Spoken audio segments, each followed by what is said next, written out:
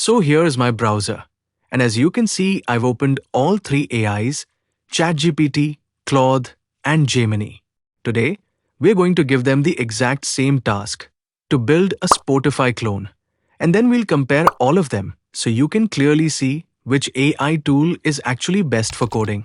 So without wasting any time, let's start the video. First, let's go with ChatGPT. I'll give it a prompt to create a Spotify clone using HTML and Tailwind CSS in a single file and hit enter. It starts generating the code, and once it's done, I copy the code and paste it into my index.html file in Visual Studio Code. Now let's see the result. Honestly, it's not that good. It looks very basic and nothing really stands out. Now let's move toward Claude.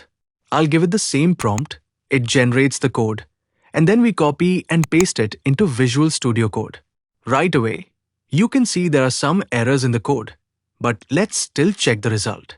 Overall, it's not good either, and honestly, I don't really like it. Now moving to Gemini. I'll paste the same prompt, and it starts generating the code. Once it's done, we copy it and paste it again into our HTML file. Let's see the result.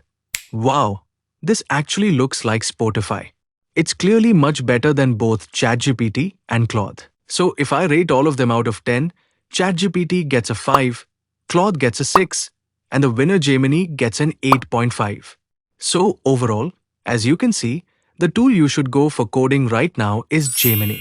Finally, if you enjoyed this video and want more real comparisons like this, make sure to like, comment, and subscribe, and let me know what I should test next.